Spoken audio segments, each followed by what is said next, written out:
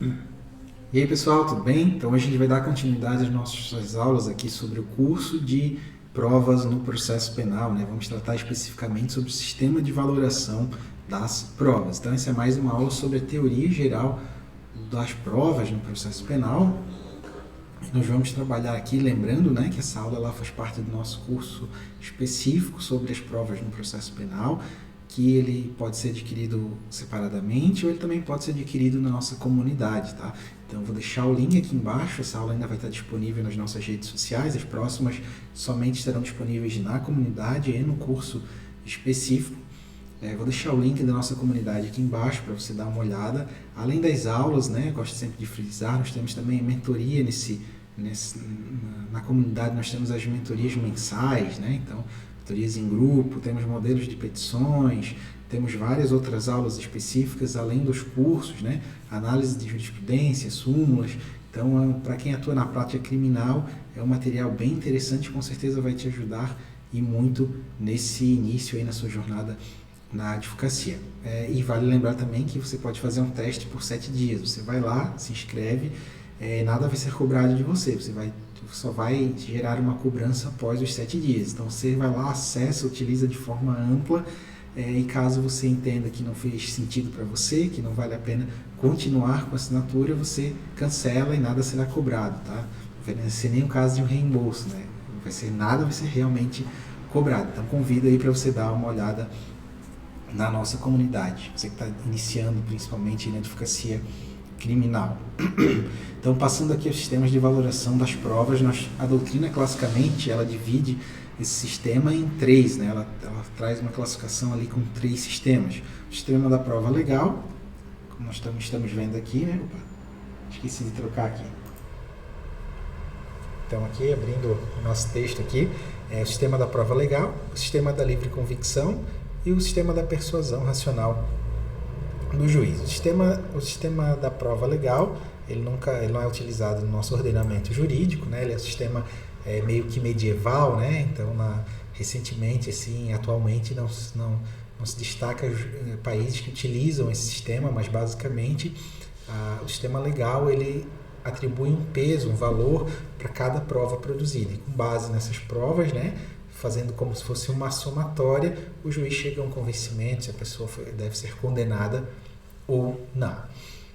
O outro sistema que nós temos é o sistema da íntima convicção do julgador. Esse sistema, quando a gente está falando de processos ali do juiz singular, ele não tem aplicação. Contudo, né, a doutrina destaca, né, e na prática nós vimos também que ele ainda é utilizado no nosso sistema naqueles processos de competência do tribunal do júri. Então, nos processos do júri, aqui, como nós sabemos, vigora esse sistema de valoração da íntima convicção, porque, como a gente sabe, o jurado ele toma sua decisão, né, por algum motivo até íntimo dele, né? Ele responde aos quesitos e define se deve condenar ou não, né, absolver, enfim, a pessoa que está sendo julgada. Ele não precisa justificar, ele não precisa fundamentar a sua decisão, ao contrário do que acontece nos casos ali que é de competência do juiz singular. Contudo, nós vamos ver aqui na sequência da aula que esse sistema ele acaba atualmente pela jurisprudência sendo relativizado, né? Ele não é absoluto, como nós vamos ver na sequência. E por último, nós temos o sistema da persuasão racional do julgador, que é o sistema que o Brasil adota, né? Então, esse sistema ele vem de forma expressa na nossa legislação, no Código de Processo Penal, no artigo 155, né, em que diz o seguinte: o juiz formará sua convicção pela livre apreciação da prova produzida em contraditório judicial, não podendo fundamentar sua decisão exclusivamente nos elementos informativos colhidos na investigação, ressalvado, lógico, as provas cautelares, não repetíveis e antecipadas. Então aqui, ó, eu lembro quando eu iniciei esse artigo, ele não existia, né? Então vamos ver quando é que foi aqui, ó. Ele foi incluído.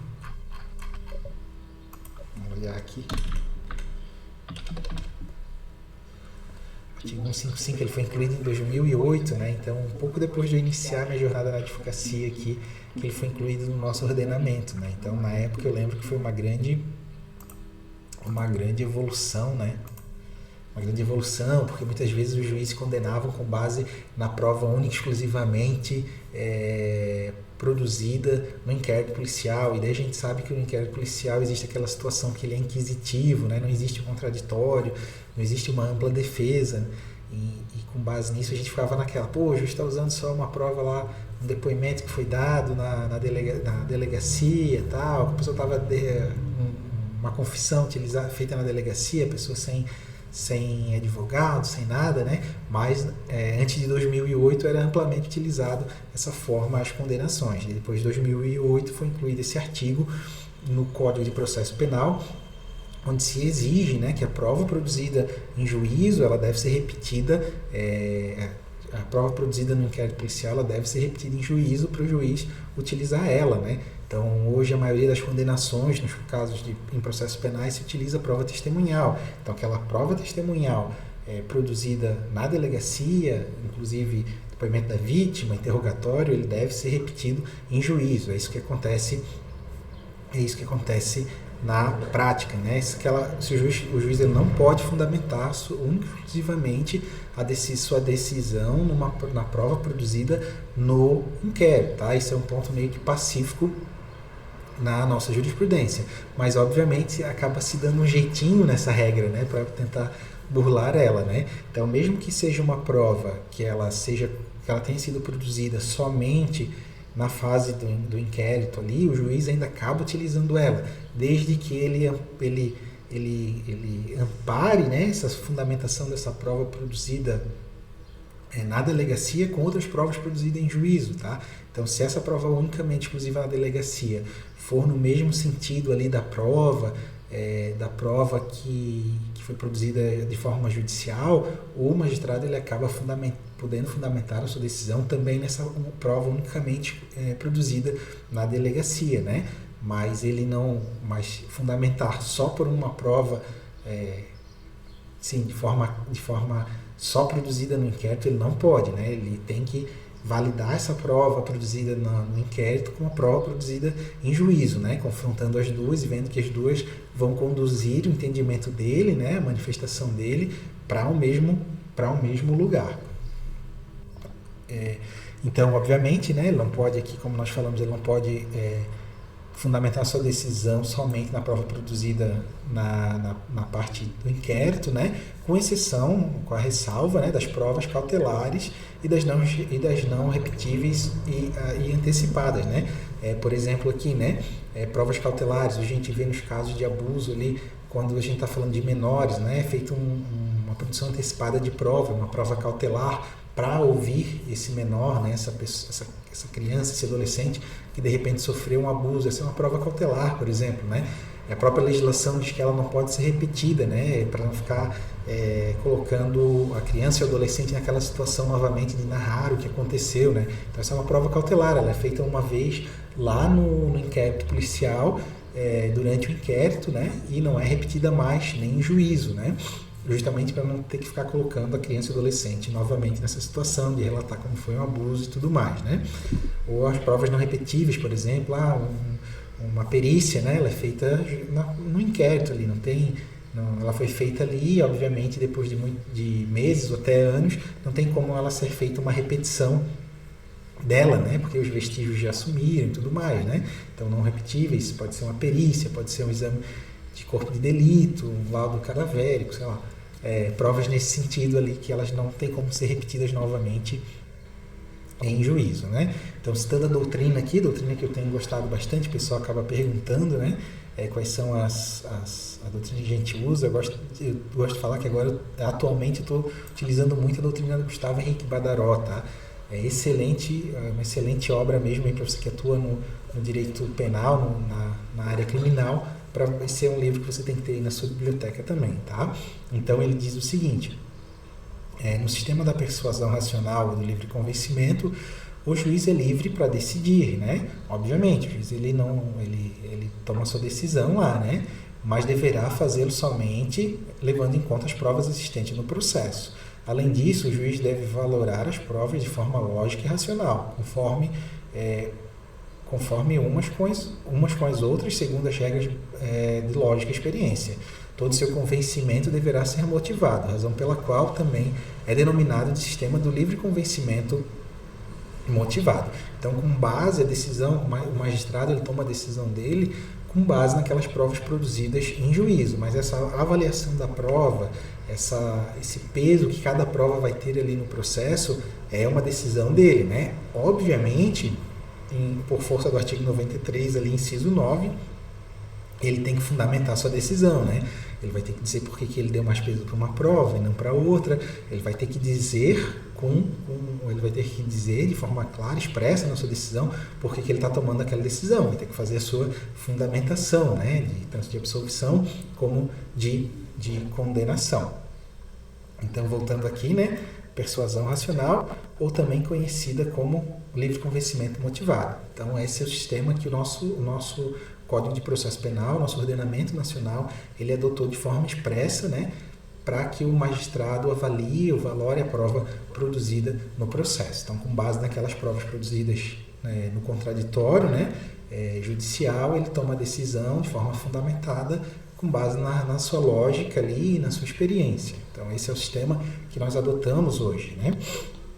Então, voltando um pouquinho aqui, está a jurisprudência para vocês aqui, a jurisprudência que eu achei interessante aqui nas pesquisas, né? Foi a jurisprudência do STJ, no RESP 1916733, relator ministro Ribeiro Dantas, de 23/11/2021, que fala justamente daquelas situações do tribunal do júri, né? De forma resumida, essa jurisprudência ela diz que a regra do artigo 155 ela não é aplicada no tribunal do júri, né? Então, o jurado ele tem, como nós falamos ali anteriormente ao tratar da íntima convicção, né? O jurado ele decide com base na sua convicção, sem precisar fundamentar porque ele está absolvendo ou condenando, né? Então, aqui, a jurisprudência fala, constante entendimento atual da quinta turma do STJ, o artigo 155 não se aplica aos vereditos do tribunal do júri. Isso porque, tendo em vista o sistema de convicção íntima, como nós falamos ali, que rege seu julgamento, seria inviável aferir quais provas motivaram a condenação. Tal compreensão, todavia, encontra contradição com as novas orientações jurisprudenciais consolidadas. Ainda que com base nessa jurisprudência, aqui, consoante entendimento firmado no artigo, no agravo, no recurso especial número tal, embora os jurados não precisem motivar suas decisões, os tribunais locais, quando confrontados com a apelação defensiva, precisam fazê-lo, indicando se existem provas capazes de demonstrar cada elemento essencial do crime. Se o tribunal não identificar nenhuma prova judicializada sobre determinado elemento essencial do crime, mas somente indícios oriundos do inquérito, há duas situações possíveis. Ou o aresto é omisso por deixar de analisar prova relevante, ou tal prova realmente não existe, o que viola o artigo 155. Então, com base nesse artigo aqui, né, a gente...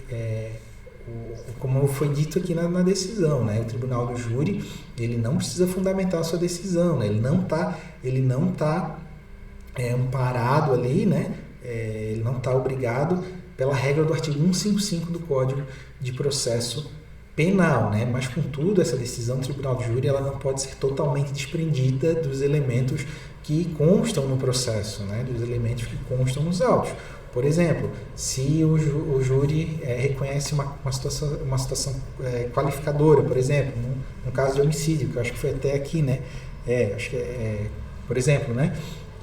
De uma situação que só foi apreciada, que só foi discutida, que só foi levantada na fase do inquérito policial, mas em momento algum, durante a instrução processual, foi levantada essa situação, ou foi demonstrada, ou foi comprovada efetivamente a sua materialização.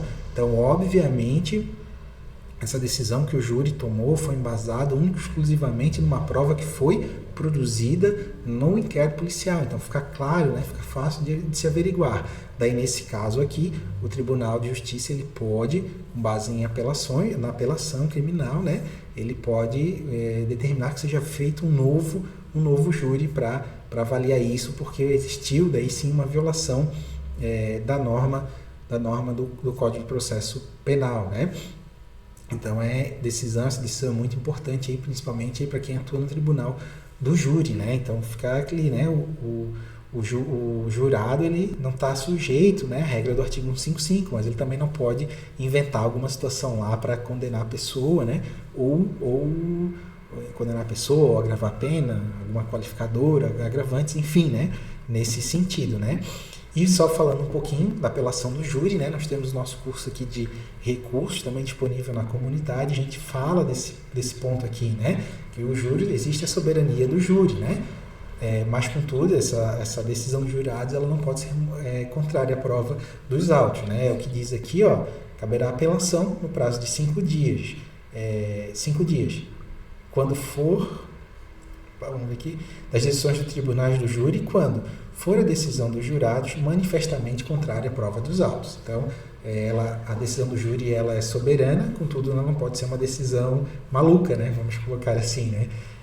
Então a gente trabalha bem essa situação aqui da apelação no tribunal do júri no nosso curso de recursos também. Vou deixar o link aqui para você acessar. Então, pessoal, essa é a nossa... Deixa eu mudar a câmera. Aqui. Então, pessoal, essa foi a nossa aula aqui, né?